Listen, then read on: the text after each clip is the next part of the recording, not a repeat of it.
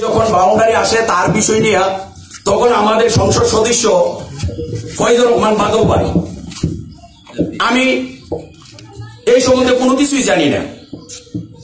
আমাদের মহিলা মেম্বারের স্বামী মোহাম্মদ 3 বার গ্রামবাসী গণ্যমান্য ব্যক্তিবর্গকে নিয়ে মিটিং করছে, আমার অবগত নাই।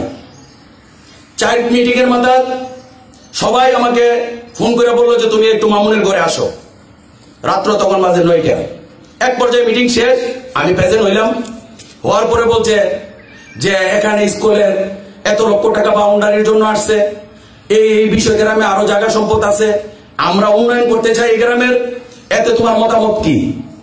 আমি বলছি এই জায়গার মধ্যে না, যে কোনো কাজ গ্রামের উন্নয়নের সাথে যে কোনো কাজ করতে চাও আমি একমত, যেটা লিগেল কাজ। তখন তারা বললো ঠিক আছে, একমত হইলাম। সরকারি সার্ভেয়ার তারা আনলো এখানে, সার্ভেয়ারের মাধ্যমে তখন মাপ যোগ করার পরে এই গ্রামবাসী এবং ইউনিয়নের চেয়ারম্যান বর্তমান শওকত আলী ভাই প্রেজেন্ট ছিলেন এবং আরো গণ্যমান্য ব্যক্তি আমাদের আওয়ামী লীগের সম্মানিত সভাপতি কিবরিয়া মাস্টার প্রেজেন্ট ছিলেন।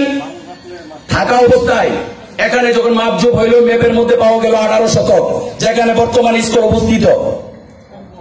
তারপর বললো কি সার্ভেয়ার যে আরেকটা জায়গা আছে। তখন আমরা বললাম কোথায়? বললো মাঠের পশ্চিম পাশে 42 শতক ম্যাপের মধ্যে দেখাইলো।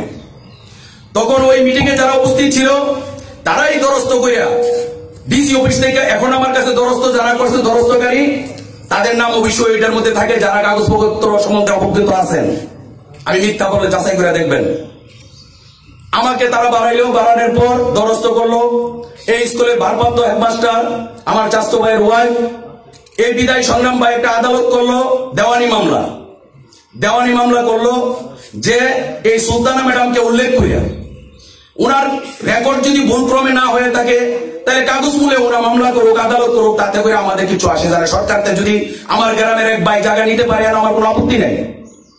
যখন আমার ভাইয়ের ওয়াইফ এই গোয়ালি সরকারি প্রাথমিক বিদ্যালয়ের হেডমাস্টার, ওনা যখন কোর্টের কাজ করাইতে দাঁড়াইতে হয়, আমি বিদেশ করেছি দীর্ঘদিন, বাংলাদেশে এখন আমি আজকে 5 বছর যাব টুকটাক রাজনীতির সাথে আমি জড়িত। তখন আমি আমাদের নবীনগরের মাটি ও মানুষের নেতা আবাদুল করিম বুলবুল সাহেবের স্বর্ণবর্ণ হয়। তখন উনি আমাকে বলেছেন যে তুমি আমার বাড়িতে আসবা, আমি যখন তোমাকে ফোন দেব। তখন আমি ওইখানে যাই, কাগজপত্র যা কিছু তারা আমাকে সংগ্রহ করে দিয়েছে। রাত্রের বেলা কাইতলার ফেরদৌস কাকা ওইখানে প্রেজেন্ট ছিল এবং উপজেলা চেয়ারম্যান মনিরুজ্জামান মনির ভাই থাকা অবস্থা। ওনা সরাসরি বলছে এই কাগজগুলা নিয়ে, তখন টিউ সাহেব ছিল, আওয়াল স্যার উনাকে ফোন করলো যে আপনার স্কুলের জায়গা বুঝাই নিতে যা যা করো লাগে আপনি করেন, প্রয়োজন বুঝে যদি মনে করেন আমাকে আপনি ইনফরমেশন করবেন। তখন আমার ভাইয়ের ওয়ার্ড একা যাবে বিদায় নবীনগর, আমাকে নিয়ে গেছে। নিয়ে যাওয়ার পর এখানে দরস্ত করার পর সার্ভেয়ার আসছে, গ্রামের অনেক লোকজন প্রেজেন্ট থাকা অবস্থা এবং কাইতলা ভূমি অফিসের নায়েব সাহেব প্রেজেন্ট ছিলেন। প্রেজেন্ট থাকা অবস্থা গ্রামবাসীও প্রেজেন্ট ছিলেন। নায়েবটা তারা একটা এরিয়া করে দেখাই দিয়ে গেছে যে এই জায়গাটা স্কুলের। তাৎক্ষণিকভাবে জোর নামাজের আজান দিছে। আজান দেওয়ার পর তাজিদ ইসলাম কাকা, শফিক কাকা, সুলমান কাকা নামাজ পড়তে গেছে। তারা নামাজ বিরতির পর তখন কাইতলা ইউনিয়নের নায়েব সাহেব উনা শফিক কাকাকে, তাজিদ ইসলাম কাকাকে, সুলমান কাকাকে প্রশ্ন করছে যে আপনারা কি মূলে এই জায়গা দখল করে রাখছেন? তখন কইছে এটা আমরা আগে জানি না এটা যে স্কুলের। তখন নায়েব সাহেব বলছে আপনারা তো জানেন যে এখন এটা স্কুলের। জি। এই মর্মে তারা স্বাক্ষর করছে। এটা কাইতলা ইউনিয়ন ভূমি অফিসের নায়েব সাহেব, এটা আমার কাছে না, নায়েব সাহেব। যাক, তারপরে যাইছিলাম এখান থেকে ঘাস কাটছে। ঘাস কাটার পর আমি মেলের মধ্যে কারোর সরাসরি বাধা দিই নাই, মেলের মধ্যে বলছি যে স্কুলের গাছ কাটায়েন না, কাটান বলা আমার ফোন দিয়ে। এমন অবস্থায় আমি চিরানির সময় কোনো বাধা দিই নাই, কোনো কিছু করি নাই, ওরা চিরাই নিয়ে আসছে। যখন আমাকে আমি নিজে বুঝতে পারলাম যে কাইতলা থেকেও লোকজন এখানে আসলো, তখন আমি টিউনু স্যাররে ফোন দিলাম। টিউনু স্যার তখন নায়েবরে পাঠাইছে, পাঠাইয়া তারপর সংগ্রাম বাইরে ওইখানে নায়েবের মাধ্যমে ওইখানে নাইখে নিছে। নেওয়ার পরে বলছে যে এখানে তখন ওনা বলছে এই দলিলের কথা সবকিছু বলছে। বলার পরে যে দলিল ওনাকে যারা লিখে দিছে ওনারই আত্মীয় স্বজন, রক্তের লোক। তখন এখন 4 জন মহিলার মধ্যে 2 জন এখনো জীবিত আছে।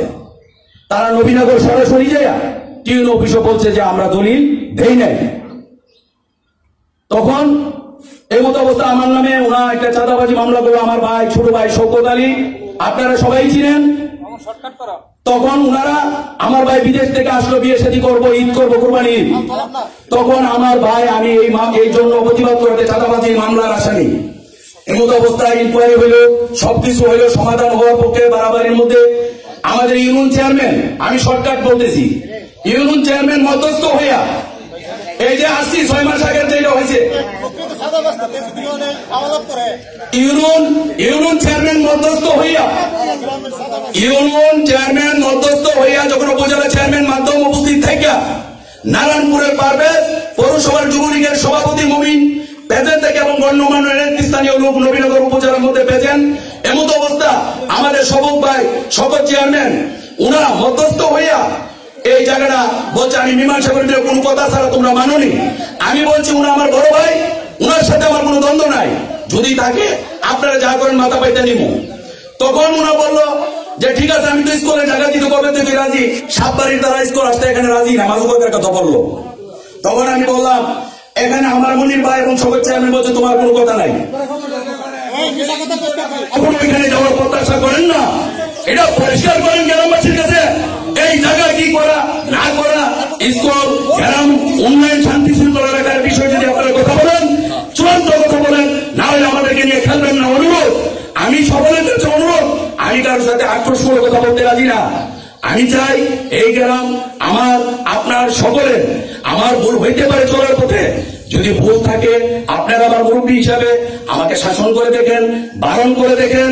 দ্বিতীয়বার আমি কোনো কাজে যদি লিপ্ত হই তাহলে আপনাদের ঊর্ধ্বে, সকলের ঊর্ধ্বে আমি না।